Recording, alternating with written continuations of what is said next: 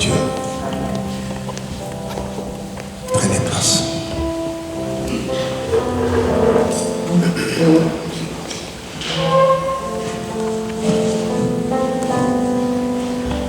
Vous allez bien?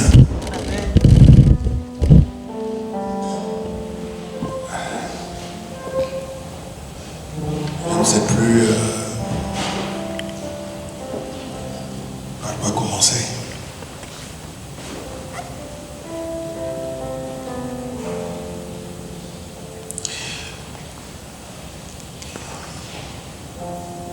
J'ai remarqué quelque chose dans ma vie.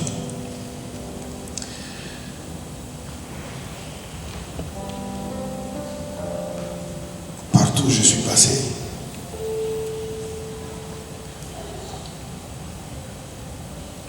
que naturellement, j'étais un meneur d'hommes. Je le dis humblement. Et même mes enfants. Je vais prendre un exemple. Quand nous sommes arrivés quand je suis arrivé en France, la première église que j'ai fréquentée, c'était dans le 12e arrondissement. Métro Bel Air. C'était une église de 25 membres. Et la plupart des membres de cette église étaient les grands directeurs à la Banque de France, les avocats, les professeurs d'université. Mon pasteur, le pasteur principal, il était conseiller du Premier ministre français. Tout jeune, quand je suis arrivé, j'ai observé dans l'église et j'ai remarqué qu'il n'y avait pas de vie de prière. Je n'étais pas pasteur, je n'étais pas encore reconnu, j'étais tout simplement un simple frère. Je suis allé voir le pasteur et je lui ai dit, pasteur, est-ce que je peux commencer à organiser les nuits de prière les vendredis? Il m'a dit, si tu peux le faire, pourquoi pas?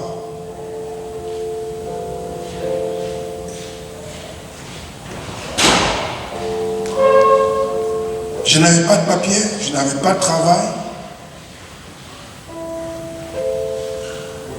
J'ai commencé à aller prêcher l'évangile à Antony, à l'université, les étudiants. De 25 personnes, nous sommes passés à 150 personnes. Cette église existe jusqu'aujourd'hui. 32 rue Victor Chevreuil, métro Bel Air. Et le pasteur va demander à ce qu'on casse les murs. D'ailleurs, l'un d'architectes viendra ici, on va l'inviter, il va venir témoigner. Nous sommes passés de 25 à 150, à plus de 150 personnes. J'étais passionné de Christ. Mon souci, c'était de voir les âmes être sauvées.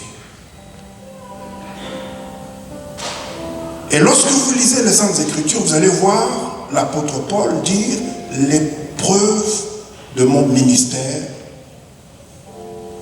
sont palpables.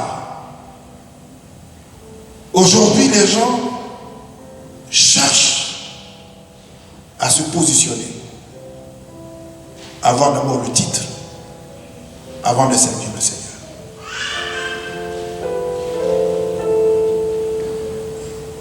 Quand le pasteur a vu les preuves, les fruits, parce que tous les dimanches, le nombre de l'église ne faisait qu'augmenter.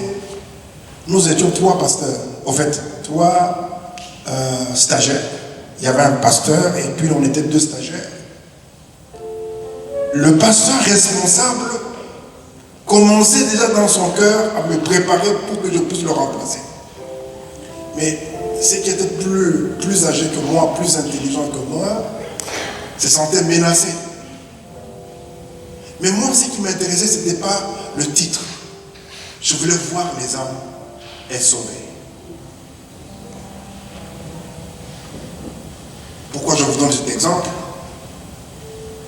C'est pour vous dire, tout simplement, l'un des problèmes que j'ai, partout où je passe, lorsque je m'implique, je donne le meilleur de moi-même.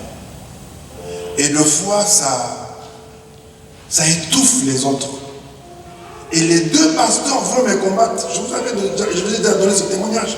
Ou en plein culte, je dis bien en plein culte, j'ai senti qu'on m'a donné un coup de marteau sur la tête. J'ai fait plus d'1 mois à l'hôpital Ténon. C'est comme ça que je suis parti de cette église. Parce qu'eux voulaient avoir, ils voyaient ces grands directeurs, ils voyaient déjà la dîme et les offrandes. Mais moi, je voyais les enfants. On ne payait ni mon ticket, je n'avais pas de salaire. Le peu que Dieu me donnait, c'est avec ça que je servais le Seigneur. Lorsque je suis parti de cette église, c'est comme ça que j'ai atterri à Montrouge.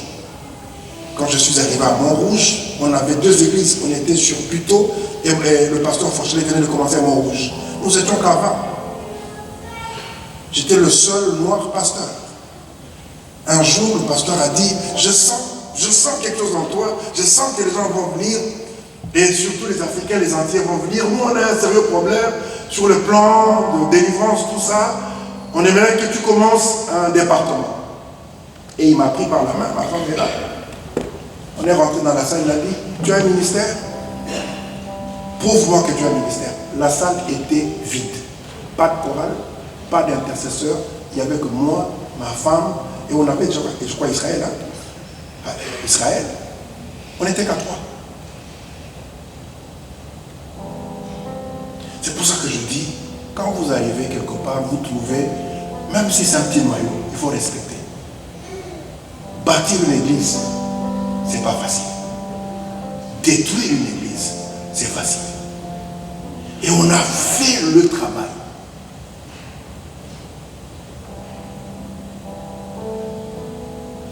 Ce que je veux vous dire, aujourd'hui à mon âge, je ne suis plus attiré par, vous pouvez me mettre derrière, vous pouvez me mettre au milieu, ça ne m'intéresse pas du tout. Je sais qui je suis, je sais ce que je vaux. Et si aujourd'hui je traverse des moments difficiles, c'est parce que j'essaie de me cacher, je dis, si je m'implique, je ne veux pas que les gens se reposent sur moi. Parce qu'ici à Paris, nous avons un pasteur. Nous avons de ministres que vous êtes. Où sont les preuves de votre ministère? Nous, on doit se reposer. On a assez travaillé. Vous avez grandi. Aujourd'hui, on n'a pas la salle le samedi. Mais le samedi, vous pouvez. Vous pouvez. Je ne suis pas venu pour vous étaler ma vie. Mais vous ne pouvez pas savoir dans quelles conditions nous on a servi le Seigneur. Pour ceux qui nous connaissent un peu, à l'époque on était à Puiseux. Tout ce que l'église me donnait, c'était 250 €. Mais j'avais une maison, j'avais une femme, j'avais des enfants. J'ai quitté l'église, Puiseux en France, dans le 95, à côté de l'aéroport. Et je venais de mardi à dimanche, de 8h à 23h. J'étais passionné. Vous êtes là. Quand je rentrais dans mon bureau, il y avait au moins 50 personnes qui m'attendaient. Et je recevais jusqu'à la dernière personne. Sans compter les visites. Et lorsque les gens ont vu que l'église commençait à se développer, tout le monde voulait avoir le micro pour prêcher devant. Montrez que vous avez le ministère. Ce n'est pas dans l'église. C'est dehors.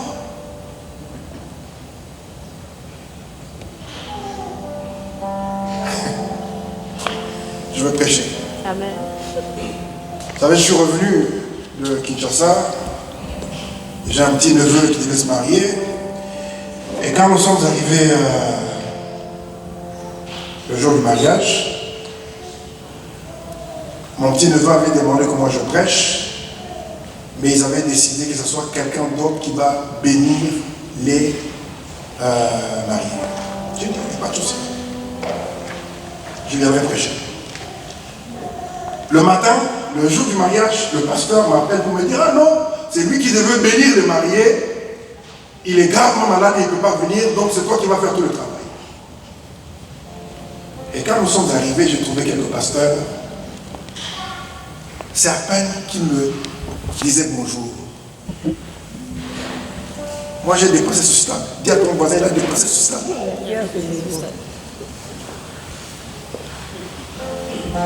La salle était pleine, il y avait plus de 300 personnes. Quand on m'a donné la parole, je fais ce que je sais faire dans ma vie.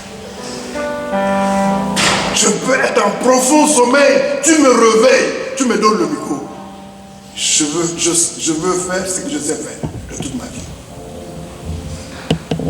Et à la fin, les mêmes pasteurs sont revenus pour me dire merci en se rabaissant. Parce que je suis le meilleur dans ce que je sais faire. Et quand je le fais avec tout mon cœur. Et moi, Dieu me bénit quand je le sais. Je finis par un dernier témoignage et puis je vais vous prêcher brièvement. Dis à ton voisin, ne vous inquiétez pas, vous serez bénis. Nous sommes partis il y a quelques mois en province voir un ami. C'était pas pour prêcher, c'était pour parler des affaires. Et puis il a improvisé le soir, il a convoqué une réunion, il m'a demandé de prêcher. Quand on était parti, on était en deuxième place. Deuxième place, je ne sais pas quoi. Hein? On était en deuxième place. On arrive là-bas, j'ai prêché le soir, ils ont été bénis. Et au retour, on était en première classe. Une petite voix m'a dit, tu vois, à chaque fois que tu me sers, tu es béni. Amen. À chaque fois que je me dis non, soyons sérieux. Vous savez pourquoi moi j'ai décidé de me lancer dans les affaires? Parce que les chrétiens ne sont pas sérieux. Moi je n'ai jamais servi Dieu pour l'argent. Jamais. Dieu m'a pris de là où j'étais. Sur une natte, il a fait de moi ce que je suis devenu aujourd'hui. Dans mon ministère, j'ai vu des gens pauvres qui sont devenus des riches. Dans mon ministère, j'ai vu des gens qui n'étaient rien. J'ai prié pour eux. Aujourd'hui, c'est des millionnaires. Des millionnaires. Des vrais. Pas virtuels. Des vrais. C'est-à-dire quelqu'un, il se dit, c'est qui ton père spirituel? Ah, c'est le prophète Elikiti. C'est lui qui a prié pour moi. Il a un jet privé à l'aéroport. Mais quand ces gens-là n'étaient rien, ils sont venus. On leur a imposé les mains. On a déclaré des paroles sur eux.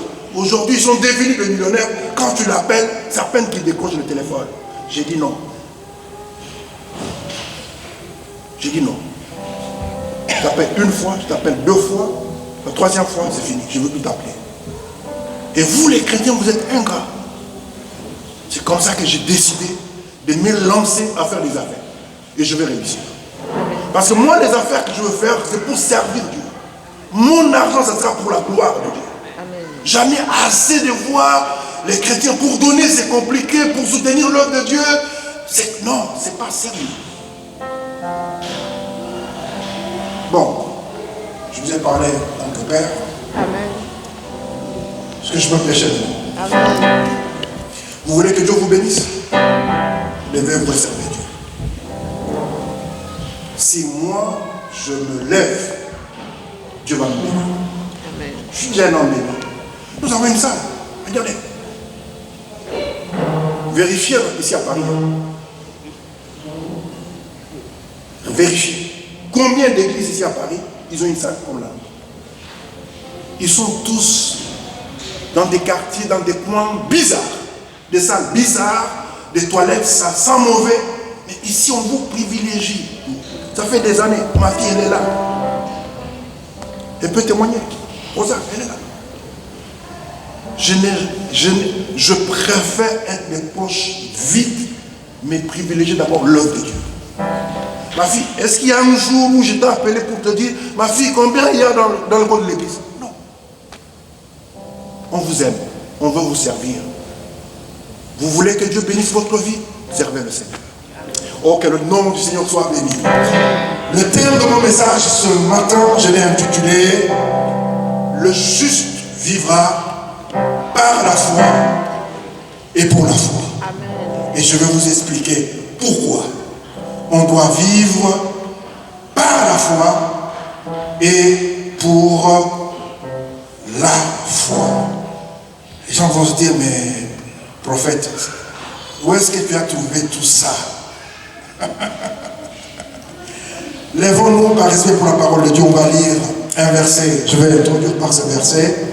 Dans Romains au chapitre 8, et plutôt 4, le verset en 19 à 21.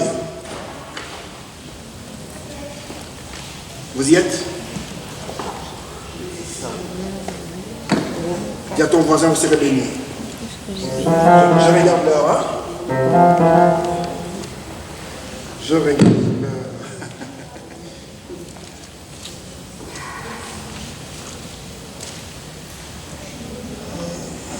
Depuis que j'ai décidé de me lancer dans les affaires, j'ai de sérieux problèmes. Mais quand je sers Dieu, Dieu lui-même m'ouvre les portes. Je suis parti dans une église, le pasteur m'a fait prêcher pendant 4 jours. Je ne vous dis pas comment Dieu m'avait béni. Romains chapitre 4, le verset 19 à 21. Ah, la vieillesse. Est-ce que vous aimez la parole de Dieu? Ok, je lis la parole de Dieu. La Bible dit dans Romains chapitre 4, le verset 19 à 21, et sans faiblir dans la foi, il ne considéra point que son corps était déjà usé, puisqu'il avait près de 100 ans, et que Sarah n'était plus en état d'avoir des enfants. Il ne douta point par incrédulité au sujet de la promesse de Dieu, mais il fut fortifié par la foi, donnant gloire à Dieu et ayant la pleine conviction que ce qu'il promet, il peut aussi l'accomplir. Ce pourquoi cela lui fut imputé à justice. Non, est-ce qu'on peut lire encore? Je suis excité de partager avec vous la parole de Dieu. Alléluia. Romains chapitre 4, le verset 19 jusqu'au verset 21. Écoutez ce que dit la Bible. Et sans faiblir dans la foi, il ne considéra point que son corps était déjà usé, puisqu'il avait près de 100 ans, et que Sarah n'était plus en état d'avoir des enfants. Il ne douta point par incrédulité au sujet de la promesse de Dieu, mais il fut fortifié par la foi, donnant gloire à Dieu et ayant la pleine conviction que ce qu'il promet, il peut aussi l'accomplir. C'est pourquoi cela lui fut imputé à justice. Est-ce qu'on peut acclamer la parole de Dieu?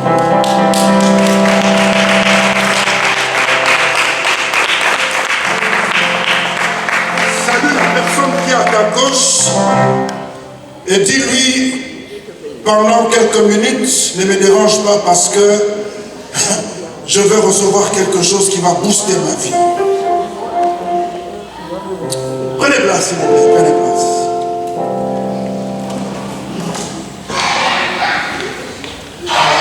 Le texte que nous venons de lire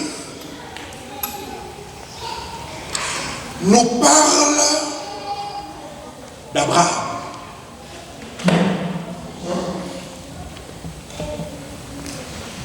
Et je précise qu'à l'époque, il n'y avait pas de Bible. Ça veut dire qu'il n'y avait pas un support sur lequel Abraham pouvait s'appuyer en disant « J'ai lu la Bible ». Et c'est en lisant la Bible que dans ma foi, je suis resté ferme. Le texte ou le verset nous dit, au verset 19, « Et sans faiblir dans la foi ».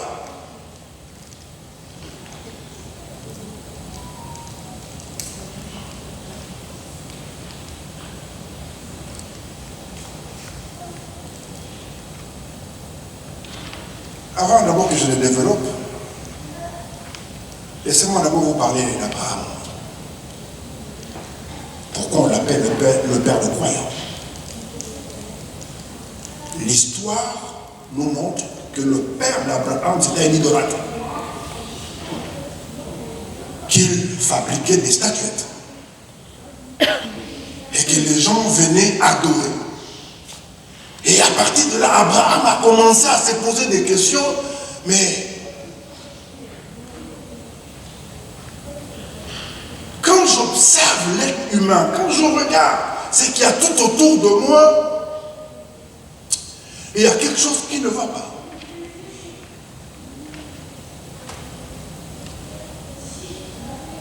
Ce n'est pas ces statuettes que mon père crée. Ce n'est pas de ces statuettes qu'on tire notre vie. Il doit avoir un être suprême, un Dieu qui existe.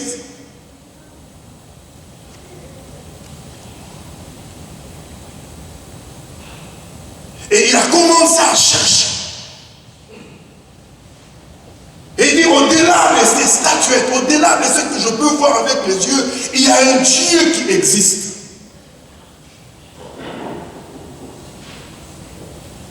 Je vais vous donner un autre passage que nous allons lire tout à l'heure. Et la Bible dit, Abraham crut à Dieu.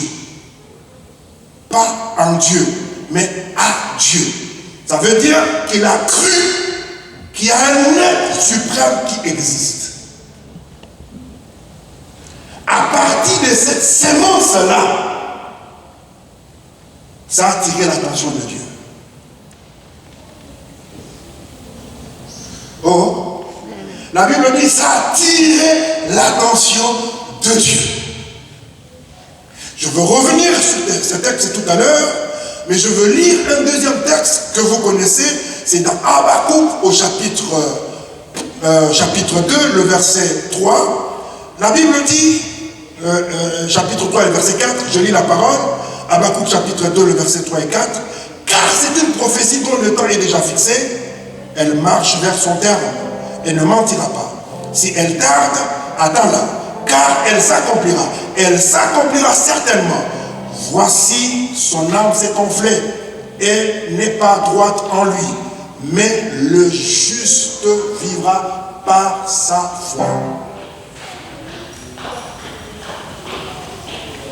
Quel est le thème de mon message? Je l'ai intitulé Le juste vivra par la foi et pour la foi. Et je vais expliquer. Le deuxième texte, ou le troisième texte que je veux lire avec vous, c'est dans Romains au chapitre 1er, le verset 16, jusqu'au verset 17, qui dit « Je n'ai pas honte de l'évangile.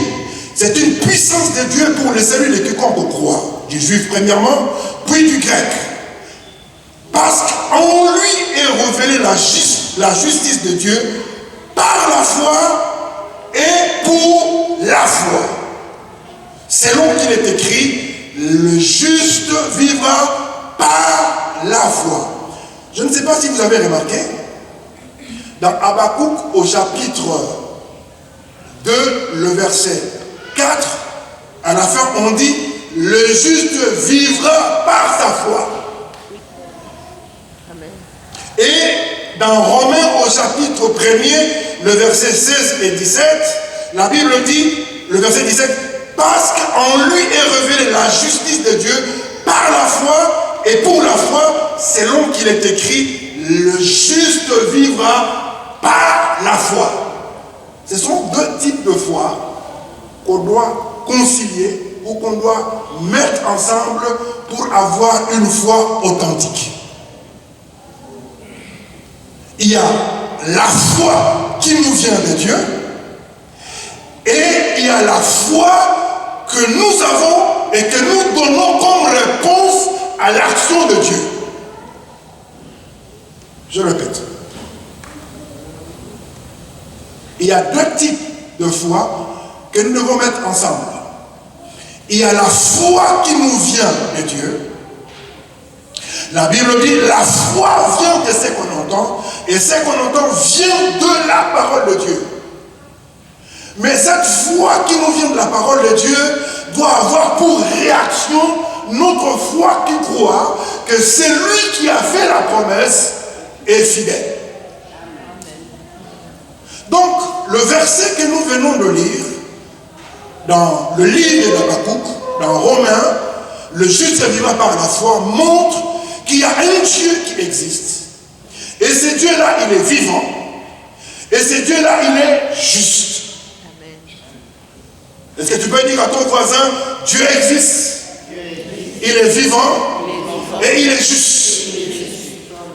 Je peux avancer? Amen.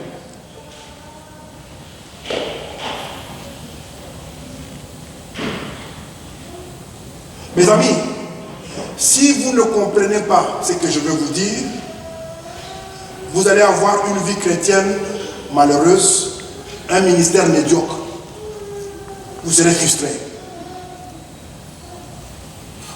Hébreux chapitre 11, le verset 10 se dit, or sans la foi, il est impossible de lui être agréable, car il faut que celui qui s'approche de Dieu croit que Dieu existe et qu'il est le rémunérateur de ceux qui le cherchent. Or sans la foi, tu peux être intelligent, tu peux être beau, tu peux être blanc, noir, mais la clé, le fondement, la base pour être en communion avec Dieu, pour connaître Dieu, c'est la foi. Amen. La Bible dit, personne ne peut lui être agréable sans la foi. Donc la foi est le socle ou le fondement de toute relation véritable avec Dieu. Je reprends. La foi est le socle de toute relation véritable avec Dieu. Mais je vais aller plus loin. Je veux dire, la foi c'est une personne spirituelle qui possède une âme.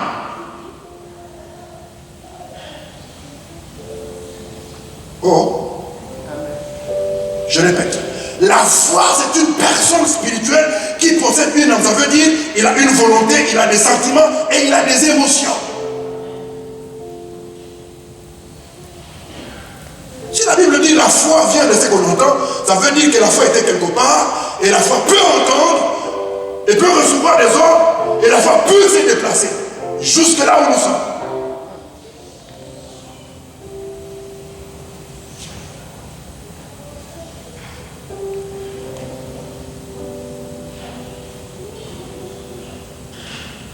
Nous avons lu tout à l'heure, dans Romains, au chapitre 1er, le verset 17 qui dit, je commence à partir du verset 16, car je n'ai pas honte de l'évangile, c'est une puissance de Dieu pour les saluts de quiconque croit, du juif premièrement, puis du grec. Verset 17, parce qu'en lui est révélée la justice de Dieu par la foi et pour la foi. Selon qu'il est écrit, le juste vivra par la foi.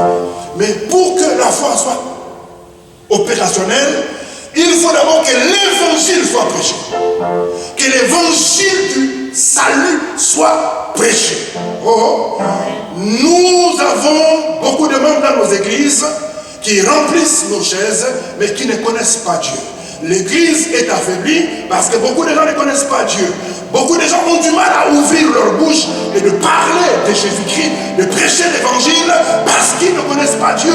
Comment connaître Dieu si l'évangile du salut n'est pas prêché? Vous n'êtes pas là ce matin pour le mariage. Vous n'êtes pas là seulement pour que vous soyez guéris.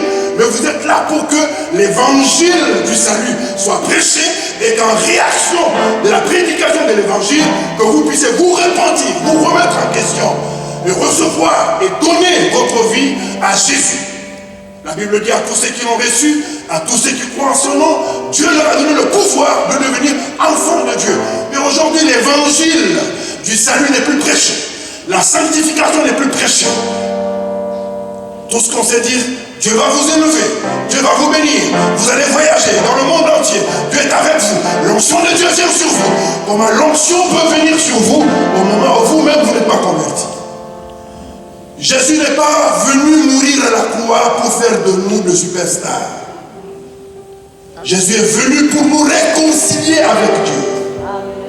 Mes amis, sans la foi, il est impossible possible de lui être agréable. Vous pouvez m'être agréable à moi, vous pouvez me faire plaisir, mais pas à Dieu. On ne corrompt pas Dieu. Mais pour que la foi véritable se manifeste, il faut d'abord que l'évangile soit prêché. La Bible dit, parce qu'en lui est révélée la justice de Dieu par la foi et pour la foi. Donc j'étais en train de vous expliquer en vous disant, lorsqu'on dit par la foi et pour la foi, par la foi, c'est ce que Dieu a fait au travers de Christ. Le juste vivra par la foi. Je précise, lorsqu'on parle de la justice, on parle de droit. Ça veut dire qu'il y a quelqu'un qui devait être déclaré coupable. Il avait commis une faute, il devait être sanctionné. Et selon la loi, on a décidé de rendre justice. La justice de Dieu ne vient pas vous condamner. La justice de Dieu vous montre l'amour de Dieu. La justice de Dieu vous montre la fidélité de Dieu. La justice de Dieu vous montre ce que Dieu est capable de faire pour vous. Parce que vous-même, vous ne pouvez pas vous sauver. Et lui a trouvé un moyen de vous sauver en donnant son Fils. Donc si vous croyez que ce que Dieu a fait au travers de son Fils Jésus sur la croix peut vous apporter la vie, peut vous justifier, ça c'est la part de Dieu. Il a fait quelque chose pour que vous puissiez accéder à sa justice, pour que vous soyez sauvés, que vous soyez enfants de Dieu. C'est ce que lui a fait. Mais face à ce que lui a fait, qu'est-ce que Dieu attend? Par la foi, je crois que Jésus est le Sauveur. Il est le Fils de Dieu. Il est mort à la croix. Et Dieu, il est mort à la croix et Dieu l'a ressuscité entre les morts. Il est monté au ciel. Il est assis à la droite de Dieu le Père, où il intercède pour nous. Et un jour, il viendra nous chercher là où il sera et nous serons avec lui. Nous le croyons. Je le crois. Et la Bible dit à tous ceux qui l'ont reçu, à tous ceux qui croient en son nom, Dieu leur a donné le pouvoir de devenir enfants de Dieu.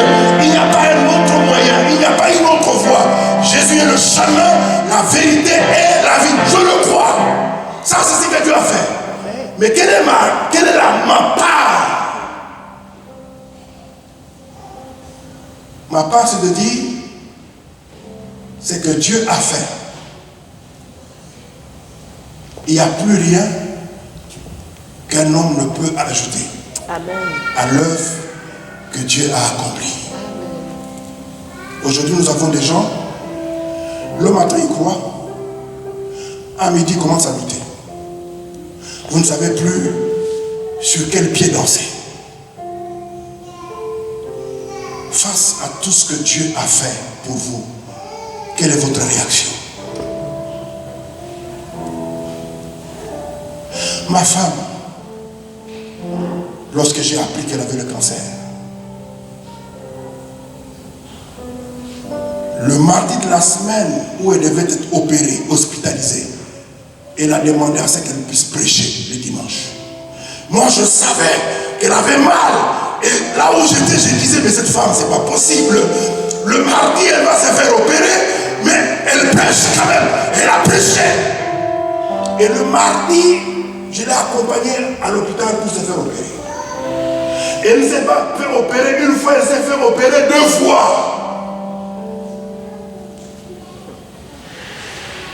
C'est hier ou avant-hier, quand tu es parti voir pour la dernière fois le médecin, ton médecin, le chirurgien, avant-hier, où le médecin a dit qu'il n'y avait plus rien. Répétez après moi qu'il n'y avait plus rien. Elle avait le cancer. Le cancer de ça.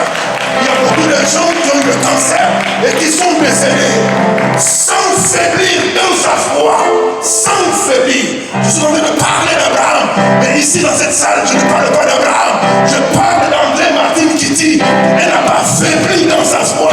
Lorsqu'on a découvert qu'elle avait le cancer de foi, qu'est-ce qu'elle a fait? Elle a commencé à se nourrir de la parole de Dieu. Mais ce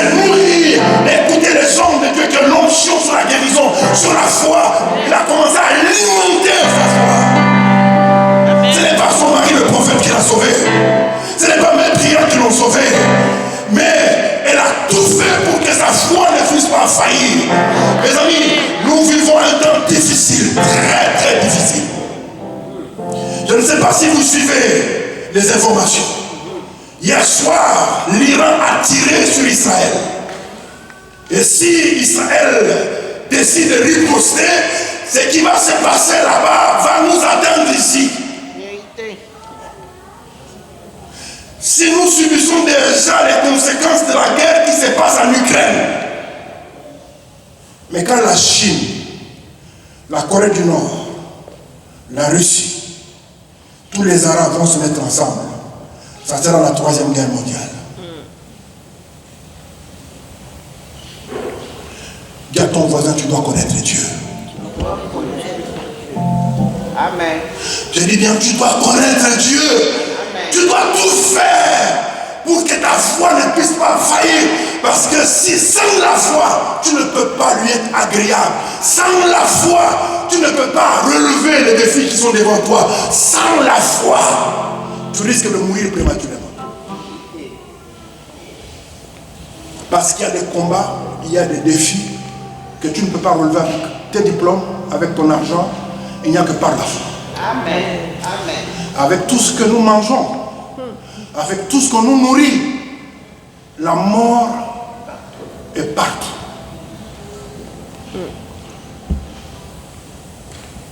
Comment vous pouvez croire le matin et l'après-midi, vous ne croyez plus? Abraham, du temps d'Abraham, il n'y avait pas de Bible. Il n'y avait pas de Bible. Quelle est la réponse? Quelle est la part? Quelle est votre part? C'est de croire que ce que Dieu dit est la vérité. Amen. Que ce que Dieu a fait, il n'y a plus autre chose qu'on doit ajouter. Nous avons des chrétiens qui, dimanche, il est à l'église, le mardi, il est chez les marabouts à Barbès. C'est vrai ce que je vous dis. Hein? Il y a des gens, ils ont le nom de Jésus dans la bouche et ils ont de l'huile. C'est la sorcière du village qui a envoyé cette huile. La nuit, il cite le nom de Jésus et puis il meurt. On ne peut pas mélanger. Dis à ton voisin, on ne peut pas mélanger. Il n'y a aucun autre nom qui a été donné aux hommes par lesquels nous devons être sauvés. Seul le nom de Jésus-Christ. J'ai dit seul le nom de Jésus. Ce n'est ni Bouddha, ni Krishna, ni l'eau, ni du sel, ni l'huile. Mais Jésus, c'est lui qui est mort à la croix. Il est mort à la croix pour nous réconcilier avec Dieu.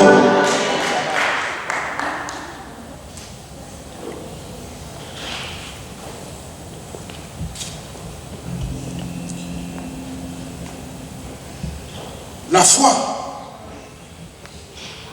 nous permet de comprendre qui est Dieu, comment il fonctionne. La foi nous permet de voir là où les autres ne sont pas à mes yeux de voir. La foi nous permet de rentrer dans le monde spirituel, capter notre bénédiction et le ramener dans le monde physique. La foi. Je vous ai donné l'exemple de la servante de Dieu. Je vous assure, quand elle m'a annoncé, moi-même je suis sorti, j'ai d'abord pleuré, après j'ai essuyé mes larmes, j'ai dit je ne veux pas qu'elle voie mes larmes, j'ai dit ma femme est en train de partir. Et j'ai dit si les médecins sont limités, Dieu n'est pas limité. J'ai dit si les médecins sont limités, Dieu n'est pas limité. Tout est possible à celui qui croit. C'est maintenant que je dois donner la réponse à ce que Christ a fait. Amen. Aujourd'hui, elle est là. Guérie. Je dis guérie. Non, ce n'est pas seulement par la foi et pour la foi. Parce qu'elle a donné une réponse. Le diable est venu s'aimer la peur en disant tu as entendu ce que le médecin a dit, les résultats des examens, la radio a montré que, et la réponse au mensonge de l'ennemi, elle a dit Dieu est ma guérison. Et aujourd'hui, elle est en bonne santé. Amen.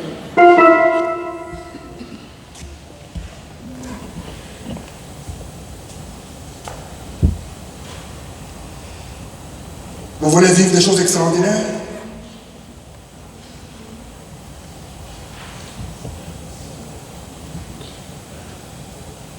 Vous pouvez prêcher la Bible sans connaître le Dieu de la Bible. Et nous avons beaucoup de gens qui prêchent la Bible sans connaître le Dieu de la Bible. Abraham, du temps d'Abraham, il n'y avait pas de Bible. Du temps de Job, il n'y avait pas de Bible.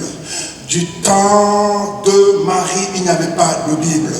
Du temps du prophète Élie, il n'y avait pas de Bible. Et permettez-moi, dans les 15 minutes qui vont suivre, je veux booster un petit peu votre foi. Oh, est-ce que quelqu'un peut dire Amen? Je dis, est-ce que quelqu'un peut dire Amen?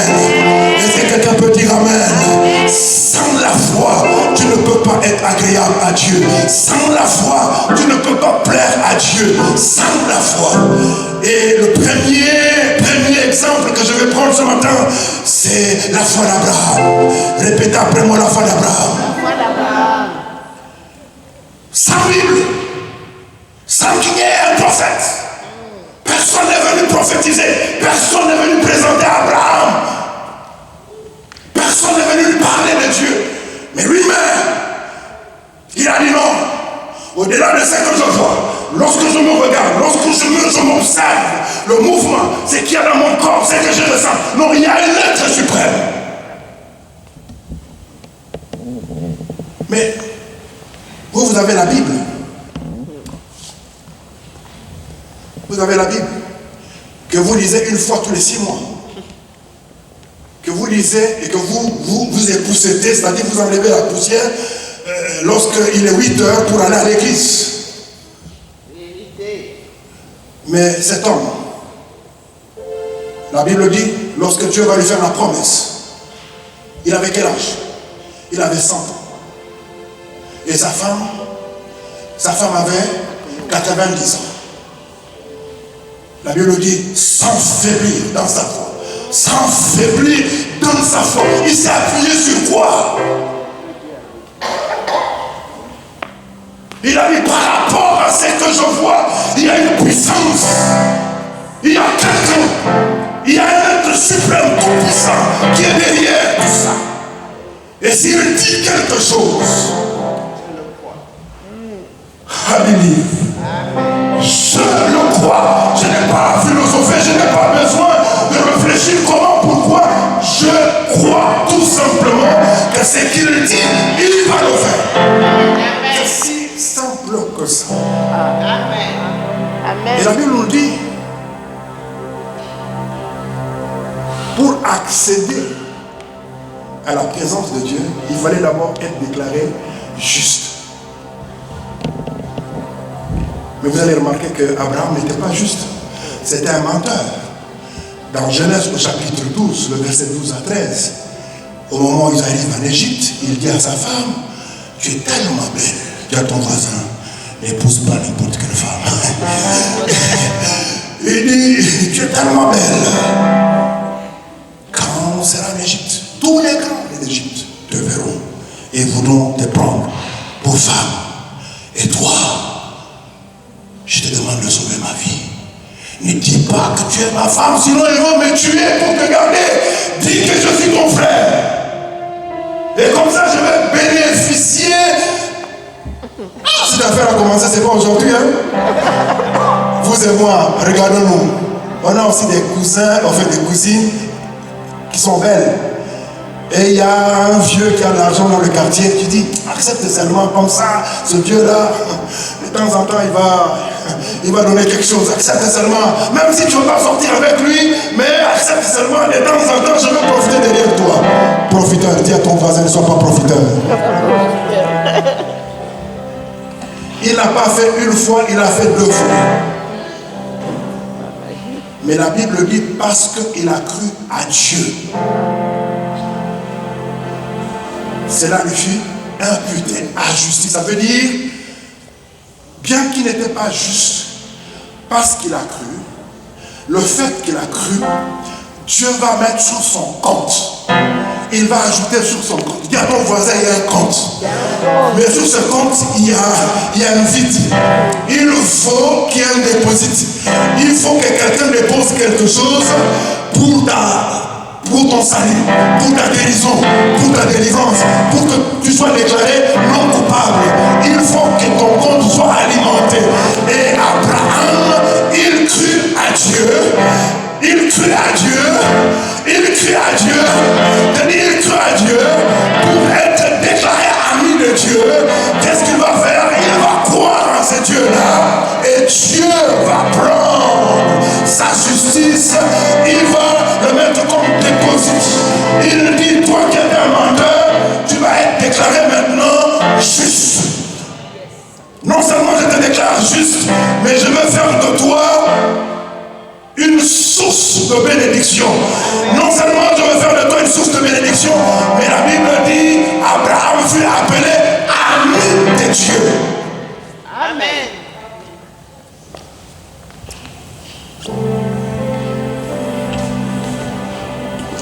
Bon, la question que je vous pose, vous qui venez tout le temps à l'église, moi, mon mariage ne marche pas, moi je veux ceci et cela. Vous fonctionnez à un niveau de mouton.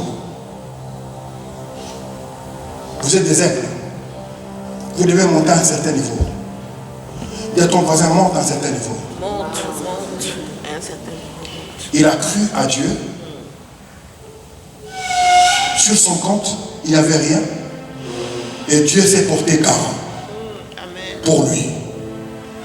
Il a dit, pour ce que tu vas devenir, je me porte garant moi-même.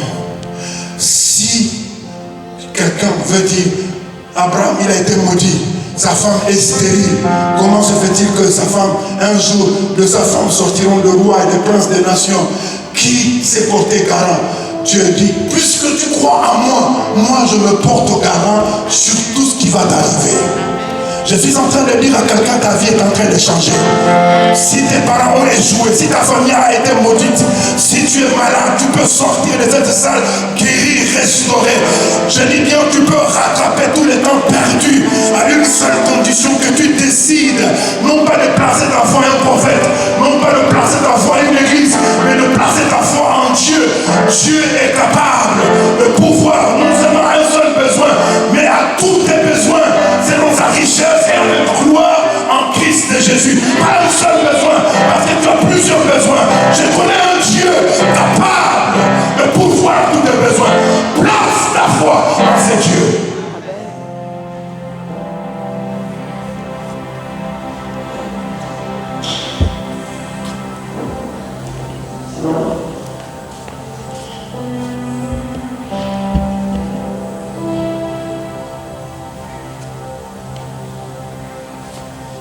Oh, j'aime la parole. J'aime la parole. La Bible dit, ainsi s'accomplit ce que dit l'Écriture. Abraham crut à Dieu et cela lui fut imputé à justice. Et il fut appelé ami de Dieu. C'est comme ça que lorsque Dieu voulait se rendre à Sodome et Gomorrhe, il va dire, cacherai-je à mon ami ce que je veux faire? Pourquoi vous voulez rester des mendiants? Pourquoi vous voulez des miettes? Avez-vous déjà vu un ami du président aller chercher du travail? Il y a des gens qui ne sont pas au pouvoir, mais le fait seulement qu'ils soient amis du président, lorsque vous regardez sa peau, il bénéficie de cette relation, il bénéficie de certains privilèges. Mais lorsque vous croyez en Dieu, lorsque vous placez votre foi en Dieu, il y a des avantages. Il y a ton voisin, il y a des avantages.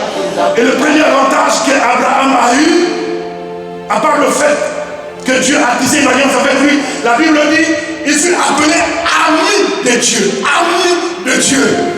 Hey, tu n'es pas ami de Macron. Non, tu n'es pas ami de Tshisekedi. Mais ami de Dieu. C'est lui qui a créé le ciel et la terre. Ah non! Si on me donnait le mariage, et on dit choisir entre le mariage et être ami de Dieu, je veux dire non, je veux être ami de Dieu.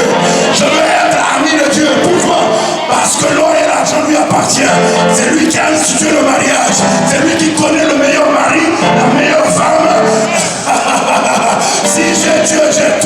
Si tu es Dieu, j'ai le salut. Si j'ai Dieu, j'ai la guérison. Si j'ai Dieu, j'ai la délivrance. Si j'ai Dieu, j'ai le mariage qu'il faut. Même dans le mariage, lorsque le combat va arriver, puisque Dieu sera avec moi, la Bible dit, avec Dieu, nous ferons des exploits et il écrasera nos ennemis.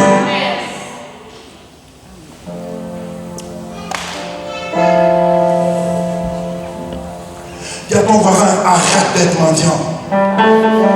Arrête d'être terre à terre. Sois l'ami de Dieu. Un ami. Un confident. Un confident. C'est Dieu qui décide, il dit, je vais aller faire quelque chose. Cacherai-je à mon ami? Si tu deviens l'ami de Dieu, il n'y aura pas de secret. Je prie ce matin que le Saint-Esprit amène ton esprit et crée cette soif de la présence de Dieu, de la connaissance de Dieu, au point où entre toi et Dieu, il n'y aura plus de barrière, il n'y aura plus d'inimitié. Tu vas être dans l'intimité de Dieu, dans le secret de Dieu. Que rien ne perturbe ta foi, que rien ne te fasse douter de la fidélité de Dieu, de l'amour de Dieu, de la justice de Dieu. Tu ne seras pas sauvé par tes œuvres, mais c'est par l'œuvre que Christ a accomplie à la croix. Est-ce que quelqu'un m'entend aujourd'hui? Je veux que tu as à ce niveau. Je suis l'ami de Dieu. Lorsque tu prêches, tu es au ciel, je ne peux te soutenir. Le prophète parce qu'il est mon ami. Lorsque tu prophétises, je ne peux soutenir son ministère parce qu'elle est une amie à moi. Je veux être l'ami de Dieu. Je veux être le confident de Dieu. Je veux être dans l'intimité de Dieu. Oh, que ma foi ne m'amène pas seulement à la guérison, à la délivrance, à recevoir les miettes. Non, c'est Dieu que je veux. Je veux qu'il soit mon partenaire. C'est lui que je veux. C'est lui. Sans lui, je suis faible. Sans lui, je ne suis rien. Sans lui, je ne peux rien. Il est tout pour moi. Je crois en ce Dieu pour le présent et pour le futur. Je crois en ce Dieu pour la guérison de ma femme et pour la sécurité de ma famille. Je crois en ce Dieu pour le développement de son ministère. Je crois en ce Dieu que ses chaises seront remplies bientôt. Je crois en ce Dieu et je crois en votre ministère. Je le crois. Personne ne mourra. Pendant le Covid-19, j'ai dit aucun membre de cette église ne mourra. Il y a des gens qui ont été touchés par le Covid, mais personne n'est mort. Parce que je me suis levé devant le trône de Dieu. J'ai dit je ne perdais aucun membre. Il y a la servante de Dieu, la sœur Marie. Georges, c'est ça? C'est ça, non? Mamie Marie-Georges. Un jour, je lui ai dit, Dieu va te restaurer.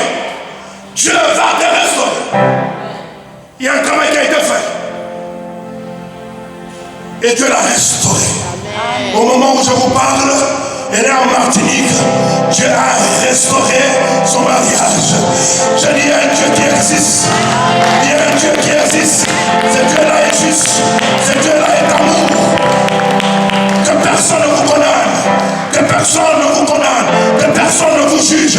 Que personne ne puisse vous mentir. Et vous dire que Dieu vous a abandonné. Non, Dieu ne vous abandonnera jamais. Croyez en ce Dieu. Qu'il pleuve, qu'il neige. Croyez en ce Dieu. Amen. Il faut que je chute.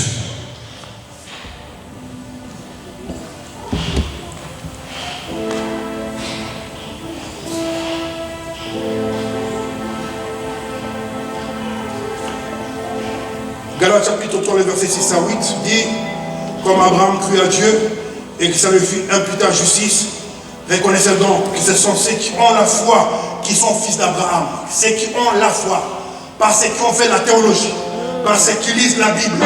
Du temps d'Abraham, il n'y avait pas de Bible. Mais ceux qui ont la foi en ce que dit la parole de Dieu. Écoutez-moi, je vais aller plus loin. C'est que dit la parole de Dieu. Je ne peux pas négocier. C'est non négociable. C'est que la parole de Dieu dit, moi je le crois. Si la Bible dit par les métissures de Jésus, j'ai été guéri, je le crois. Je le crois. Je devais avoir une jambe coupée, une veine 99% bouchée. On m'a dit que je ne peux pas prêcher plus d'une heure. Ah non, je prêche encore l'évangile. Parce que c'est lui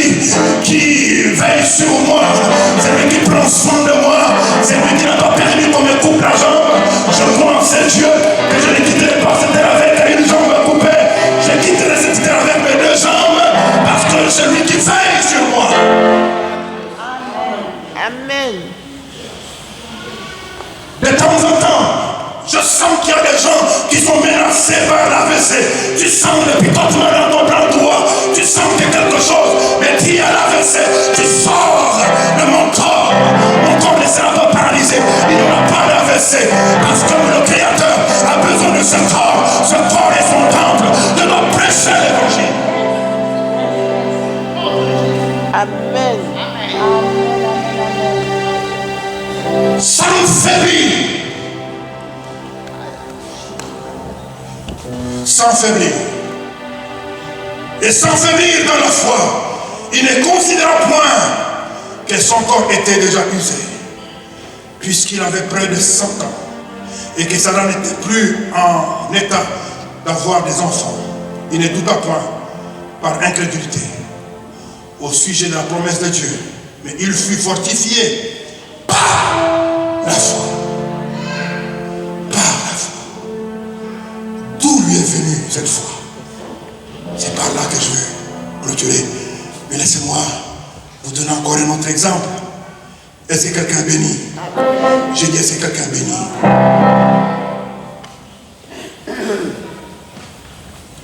D'un homme simple, il est devenu l'ami de Dieu. Il est rentré en alliance avec Dieu. Et la Bible dit que Abraham, c'est pas moi qui le dis, hein, dans Genèse au chapitre 13, le verset 2 à 8, Abraham a été très riche en troupeaux, en argent et en or. Il dirigea ses marches du midi jusqu'à Bethel, jusqu'au lieu où était sa tente au commencement entre Bethel et Haï. Au lieu où était l'autel qu'il avait fait précédemment, et là Abraham invoqua le nom de l'Éternel. L'autre qui voyageait avec Abraham avait aussi des brebis, des bœufs et des tentes. Et la contrée était insuffisante pour qu'ils demeurassent ensemble, car leur bien était si considérable qu'ils ne pouvaient demeurer ensemble.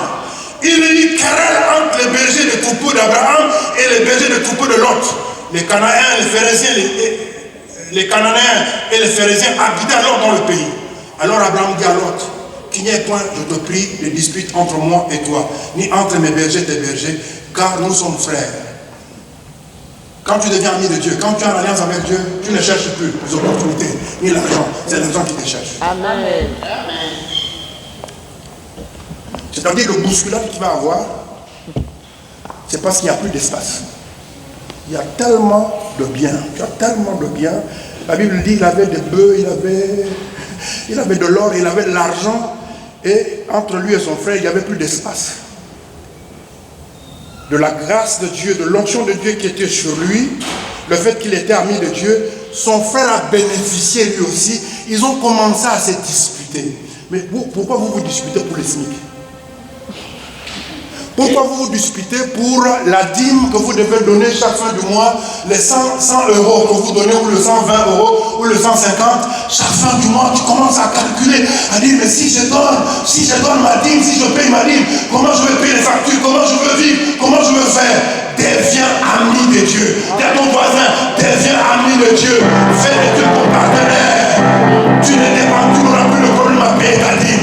La Bible dit, il était immensément riche. Ah, moi, je ne quitterai pas cette terre pauvre. Je le déclare encore, je ne quitterai pas cette terre pauvre. Je quitterai cette terre riche, immensement riche. Si un jour mes enfants devraient se battre, ne vous battez pas. Où est Josh? Ne vous battez pas. Vous devez vous aimer. Vous devez être unis et humbles. Ils auront tellement de bien à partager qu'il faut que je laisse un testament. Je suis sérieux. Amen. Vous croyez que vous allez mourir seulement avec le SMIC? C'est pas vrai, c'est pas le Dieu de la Bible. Lève ta main droite. Déclare après moi. Je me connecte à la provision divine. Il y a un plan. Il y a un projet. Il y a des opportunités qui vont m'amener à devenir influent, riche, puissamment, extrêmement riche. Je serai le plus riche de la Guadeloupe, de la Martinique, de la France, de l'Europe, de l'Afrique, de l'Asie. Je le déclare au nom de Jésus que dans ma famille, il n'y aura pas de pauvres. Je brise le lien de la pauvreté, de la mendicité dans ma famille. Je déclare que je suis béni par la foi. Je suis fils et fille d'Abraham. De la même façon que Dieu bénit Abraham, je déclare que je suis béni. Ma vie est bénie. Mon cerveau est béni. Mon cerveau est béni. Je ne fais pas seulement des cauchemars, mais lorsque je dors la nuit, Dieu me parle, il me révèle, il m'inspire, il me donne des idées qui se transforment en projet.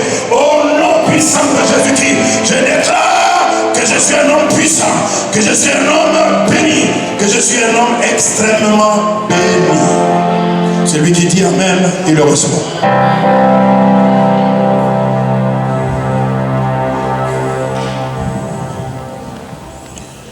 Dis à ton voisin, tu n'avais personne pour se porter garant. Lorsque tu vas demander un crédit dans une banque, la première chose que tu demandes, c'est une garantie. Mais pour ta vie, Dieu vient se porter garant. Amen. Serviteur de Dieu, Dieu se porte garant pour ta santé. Amen. Il fait un moment, je ne peux plus le tenir debout.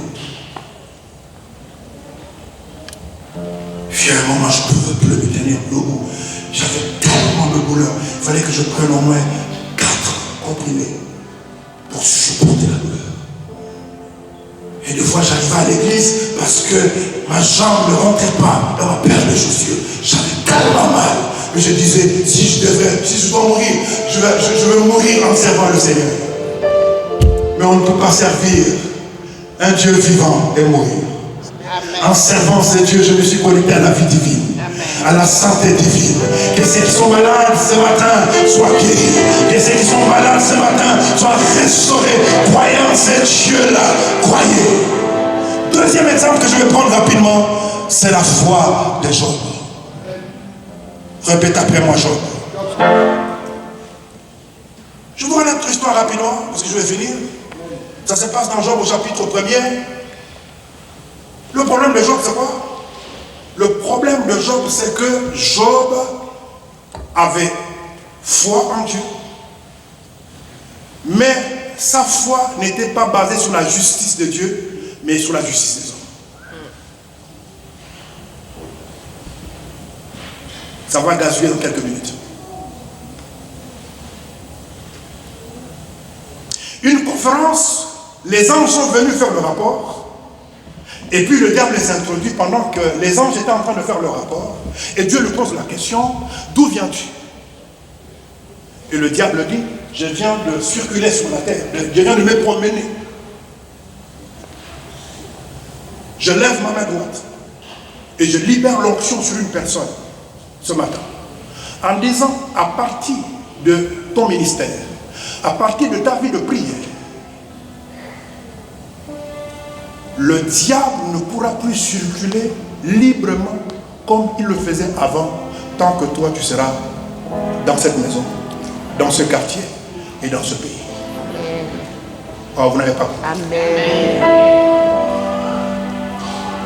Le diable pouvait circuler, se promener librement.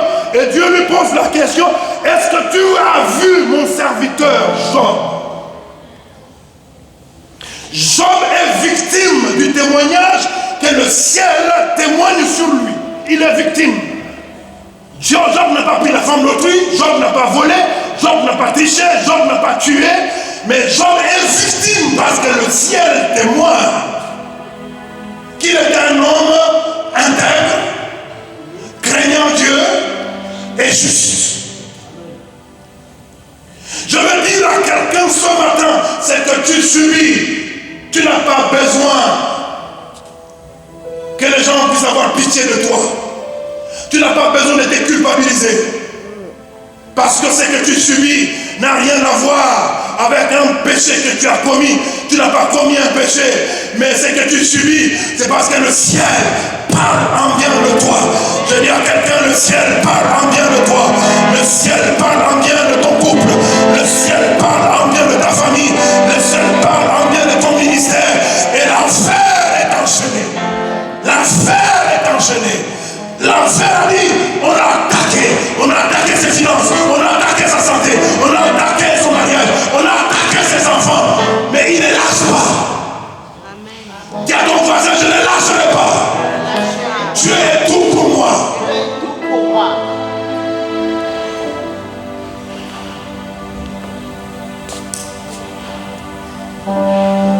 Oh,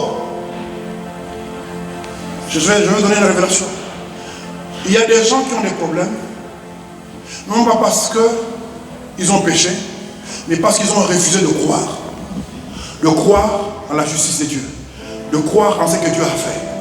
Ils se culpabilisent de tout et de rien. Et Job, à chaque fois que ses enfants se réunissaient, organisaient une fête, il revenait et il faisait des sacrifices en disant peut-être qu'ils ont attristé, peut-être qu'ils ont offensé Dieu, mais en réalité peut-être qu'ils n'avaient pas offensé. La peur, au lieu d'être animé par la foi, mais il était animé par la peur. Je vous dis, il y a des choses qui vous atteignent. Ce n'est pas le diable, ce n'est pas les sorciers, mais c'est par manque de foi. Au lieu d'avoir la foi, vous avez la peur. Le médecin a dit, les circonstances, vous dépendez des circonstances et non de Dieu. Arrêtez d'avoir peur. Méditez la parole de Dieu. En méditant la parole de Dieu, la foi vient de ce qu'on entend. Et ce qu'on entend vient de la parole de Dieu. Appuyez-vous sur ce que Dieu dit et non ce que les circonstances vont montrer.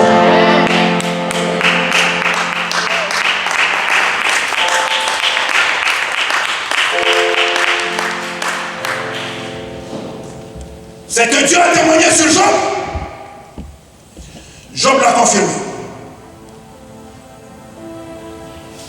Job a dit, je ne lâcherai pas. Je ne lâcherai pas.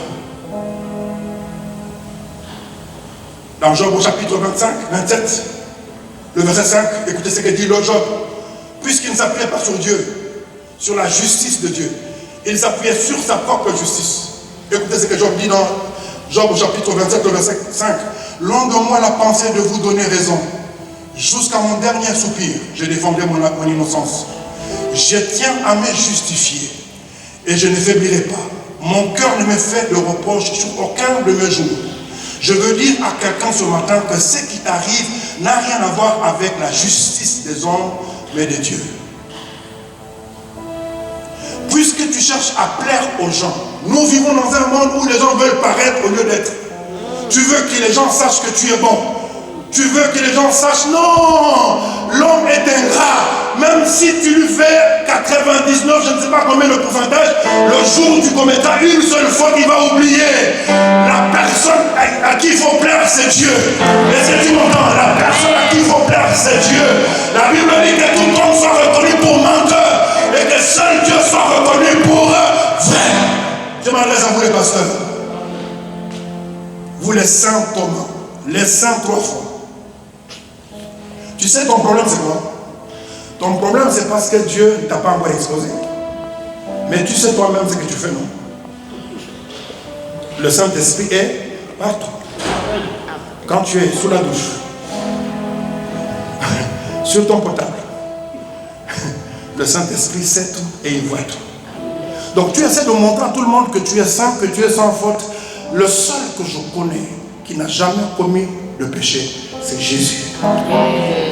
Alors, lorsque nous venons dans la présence de Dieu, nous ne venons pas en nous appuyant sur nos œuvres, sur notre propre justice. Lorsque tu viens avec ta propre justice, tu dis je mérite que Dieu me bénisse, je mérite que Dieu me bénisse, je mérite que Dieu me donne telle chose.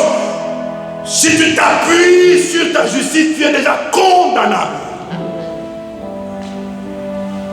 Lorsque Dieu approuve les voies d'un homme, il dispose favorablement à son égard, même ses ennemis. La seule personne qui a été trouvée favorable, c'est Jésus. C'est pour ça que la Bible dit, présente tes œuvres à Dieu.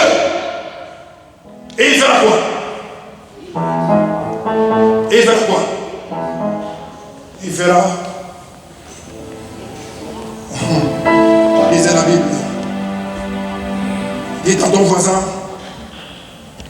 je m'appuie sur la justice de Dieu. Je m'appuie sur la justice de Dieu. Dis, je m'appuie sur la justice de Dieu. Arrivé dans Job au chapitre 42.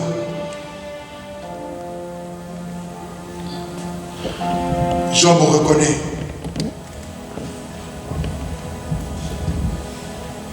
Lui qui disait, même Dieu ne peut pas me convaincre, même vous, ma conscience ne me reproche de rien. Mais puisque ces actes n'étaient pas basés sur la foi, mais sur la peur, ces sacrifices n'étaient pas basés sur la foi, mais sur la peur, ça a ouvert une brèche. Et le diable pouvait l'atteindre facilement. Fonctionnez dans la foi et le diable ne pourra jamais vous vaincre. Amen. Fonctionnez dans la foi en vous appuyant sur la parole de Dieu. Je dis, le diable ne pourra pas vous vaincre. Je dis, fonctionnez dans la foi et le diable ne pourra pas vous vaincre.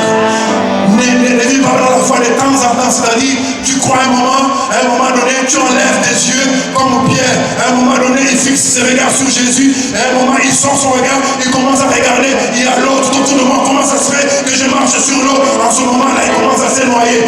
Restez les yeux fixés sur Jésus, qui est le rémunérateur de notre foi. Lui, il ne faillit jamais. La foi ne te fera jamais défaut. Et si quelqu'un m'entend, je dis, tu ne mourras pas, tu vivras. Je dis, tu ne mourras pas, tu vivras. C'est que Dieu t'a dit, il va le faire.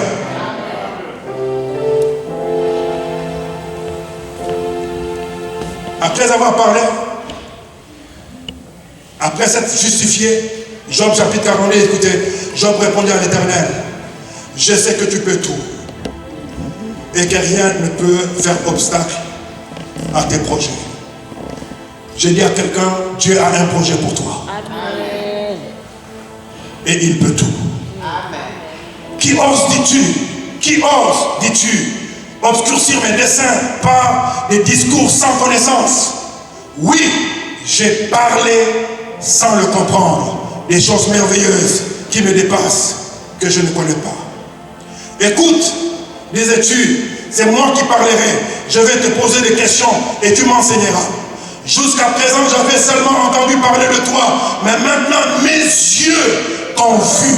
Aussi, je me condamne, je regrette mon attitude en m'humiliant sur la poussière et sur la cendre. Job pensait connaître Dieu. Il savait qu'il était intègre et juste.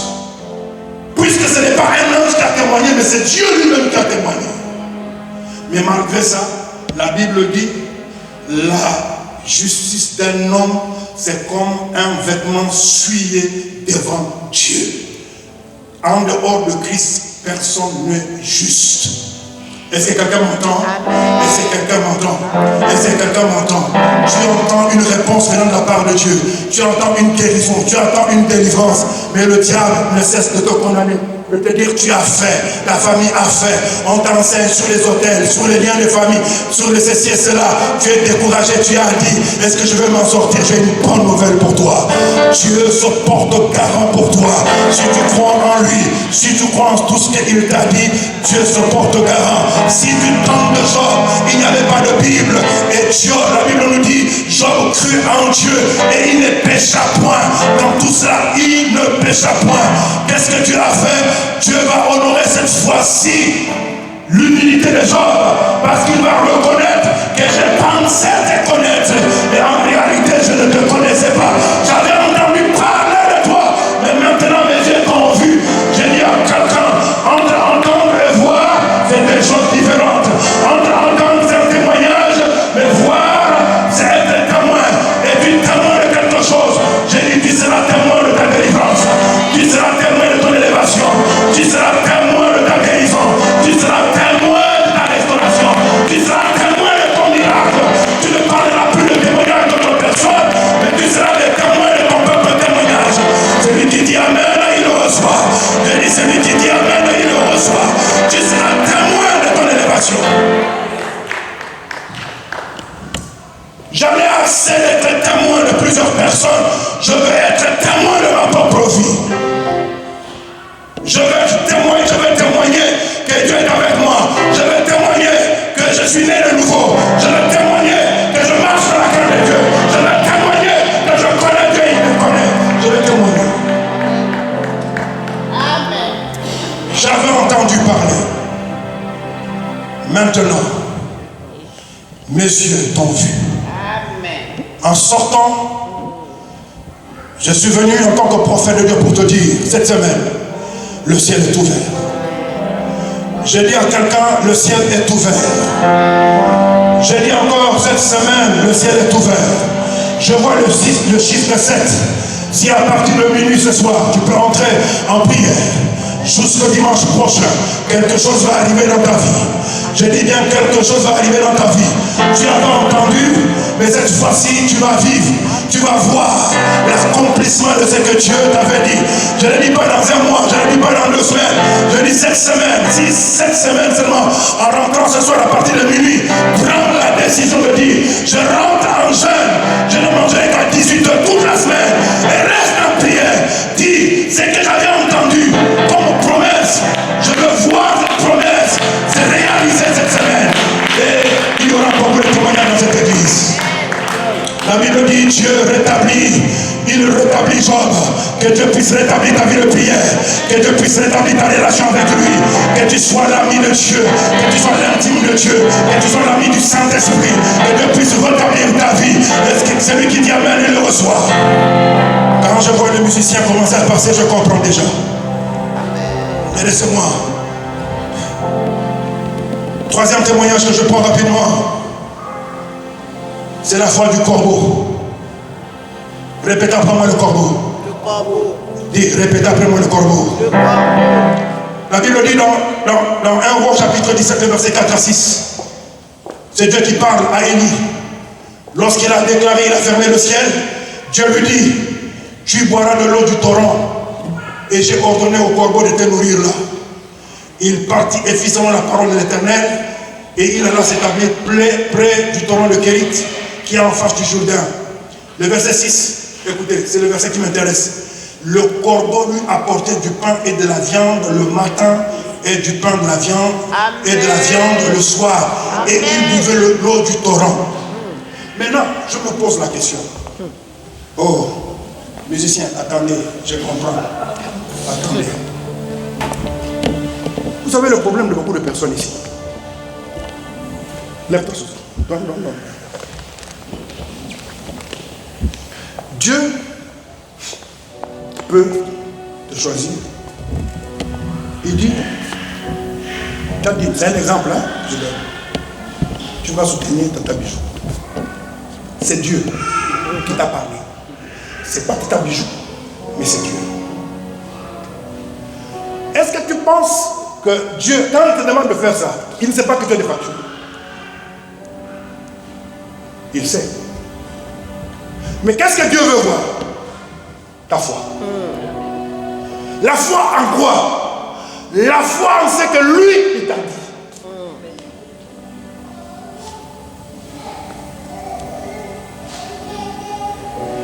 Dieu ordonne à un corbeau.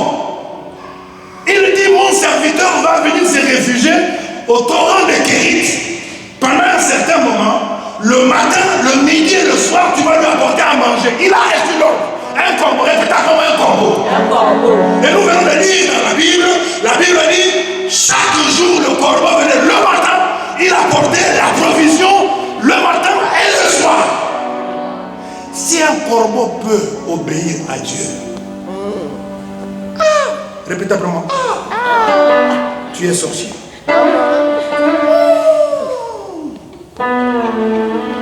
Si un corbeau peut obéir et faire ce que Dieu lui a ordonné, à combien plus forte raison vous et moi? Nous sommes pauvres parce que nous refusons de croire à Dieu.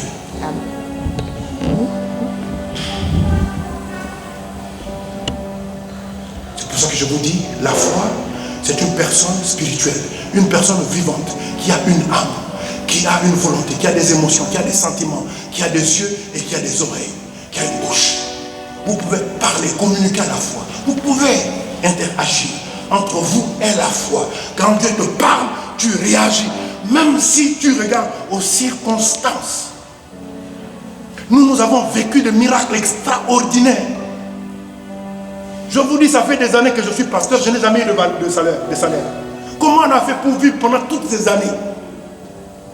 Et nous avons été en bénédiction à beaucoup de personnes. Il y a des gens à qui j'ai envoyé à l'école, j'ai payé l'école, les études. Vous vous étonnez que je sois toujours béni, que je ne manque de rien? Ton problème, c'est que tu n'as pas développé ton audition. Répète après ton audition. Mets tes deux oreilles dans tes oreilles. Je débouche tes oreilles spirituelles. Je débouche tes oreilles spirituelles. Tu entends ce que les démons te disent, ce que les sorciers te disent, sauf le Saint-Esprit. Mais ce matin, par la puissance du Saint-Esprit, je débouche tes oreilles spirituelles pour que tu puisses entendre audiblement la voix du Saint-Esprit. Celui qui dit Amen, il le reçoit. Sois béni.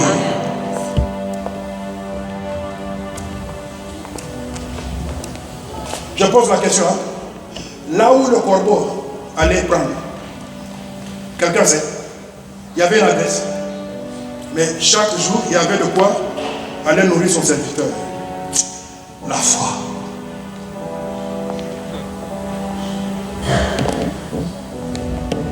La foi. Je te communique. La foi. Je te communique. La foi. Je te communique. La foi. Je te communique. La foi. Je vous communique. La foi. Croyez en ce que Dieu vous a dit. Hey, laissez-moi finir. Dis à ton voisin, développe ton édition. Développe ton écoute. Tu as un problème sérieux. Exode chapitre 23, verset 20 à 26. Écoutez ce que dit la Bible. Je vais envoyer un ange devant vous pour vous protéger en chemin et vous conduire au lieu que j'ai préparé pour vous. Respectez-le et obéissez à lui. Ne lui résistez pas. Il ne tolérerait pas votre rébellion, car il est mon représentant. Mais si vous lui obéissez pleinement et si vous faites ce que je vous ai ordonné, je serai l'ennemi de vos ennemis et l'adversaire de vos adversaires.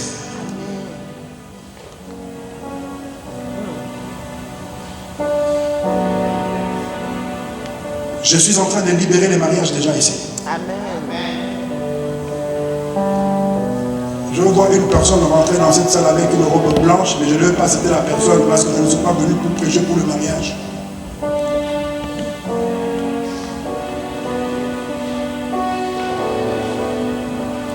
Et que dit la Bible?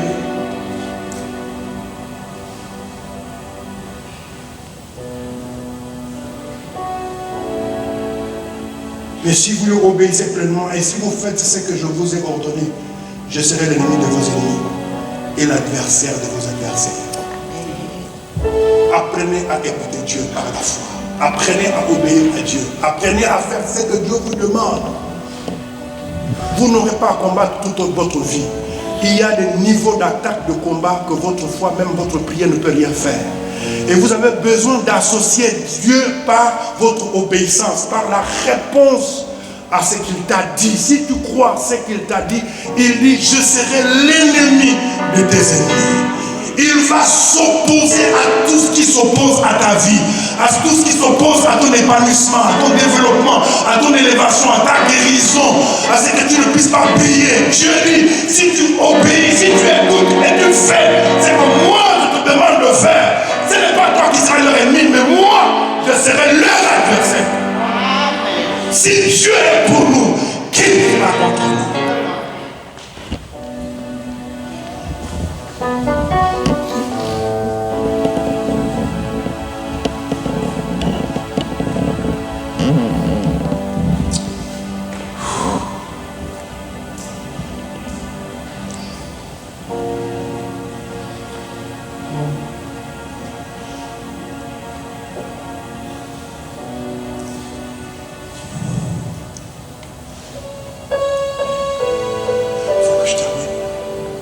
Laissez-moi vous dire quelque chose. Tout ce que vous cherchez se trouve en Christ.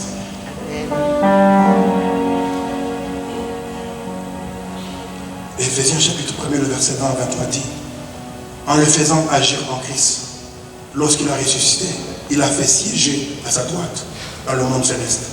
Là, Christ est placé bien au-dessus de toute autorité, de toute puissance, de toute domination et de toute souveraineté, au-dessus de tout nom qui puisse être cité, non seulement dans le monde présent, mais aussi dans le monde à venir. Dieu a tout placé sous ses pieds. Et Christ qui domine toutes choses, il a donné pour chef à l'église, qui est son corps, lui en qui habite la plénitude plénitude du Dieu qui remplit tout en tous. Aussi, depuis le jour où nous avons entendu parler de vous, nous aussi, nous ne cessons de prier pour vous. Nous lui demandons qu'il vous fasse connaître pleinement sa volonté, en vous donnant par le Saint-Esprit une entière sagesse, un parfait discernement. Ainsi, vous pourrez avoir une conduite digne du Seigneur et qui lui plaise à tous égards, car vous porterez comme fruit toutes sortes d'œuvres bonnes et vous ferez de progrès dans la connaissance de Dieu. Dieu vous fortifiera pleinement à la mesure de sa puissance glorieuse pour que vous puissiez tout supporter et persévérer jusqu'au bout, et cela avec joie. Amen. Qu'il pleuve, qu'il neige, je servirai le Seigneur. Amen. Le verset 13 dit, il nous a arrachés au pouvoir de ténèbres et nous a fait passer dans le royaume de son Fils bien-aimé. Étant unis à lui, nous sommes délivrés quand nous avons reçu le pardon des péchés. 2 points et je finis rapidement. L'avant-dernier point, c'est lorsque Dieu se révèle à Marie et dit à Marie qu'elle sera enceinte.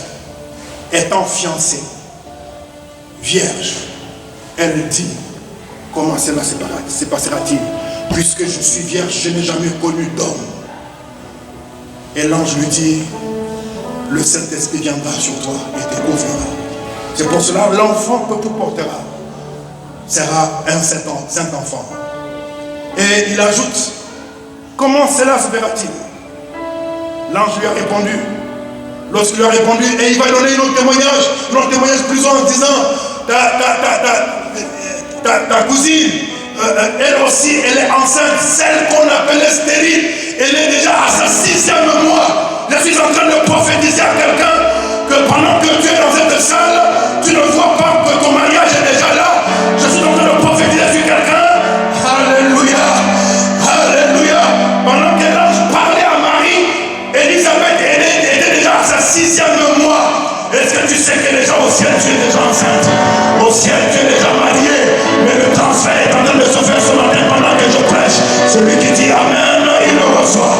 Je dis bien celui qui dit Amen, il le reçoit. Qu'est-ce qu'elle va dire?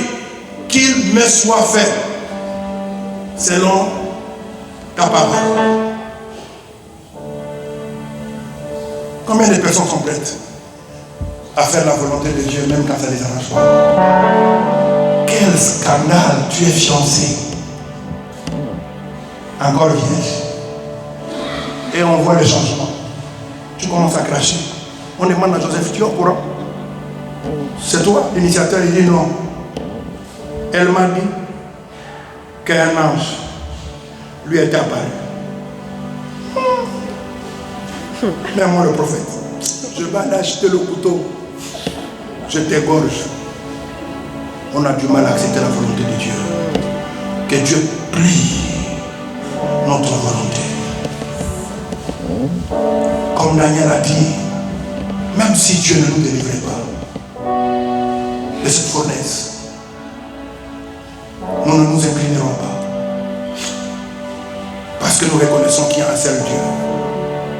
La volonté de Dieu est primordiale pour moi. C'est une priorité, la volonté, faire la volonté de Dieu. Et Jésus va dire dans Jean, ma nourriture est de faire la volonté de Dieu. Amen. Le dernier exemple, c'est Jésus lui-même. Je finis en vous disant ceci. Si votre foi ne vous révèle pas la personne de Jésus, c'est que vous avez une foi erronée. Si votre foi ne vous révèle pas la croix, c'est que votre foi est erronée. Si votre foi ne vous amène pas au salut, c'est que votre foi est erronée. Si votre foi ne vous amène pas à renoncer aux œuvres de la chair, c'est que votre foi est erronée. Jésus est le fondement. Il est le fondement de ma vie. Amen. de ma foi, de ma guérison, de mon élévation, de ma prospérité. Je n'ai pas une bouteille, je n'ai pas de l'huile, je n'ai pas autre chose. Je n'ai que Jésus. Jésus. Jésus. Jésus. Jésus. Jésus. Est-ce qu'on peut se lever dans la présence de Dieu? Est-ce qu'on peut se lever dans la présence de Dieu?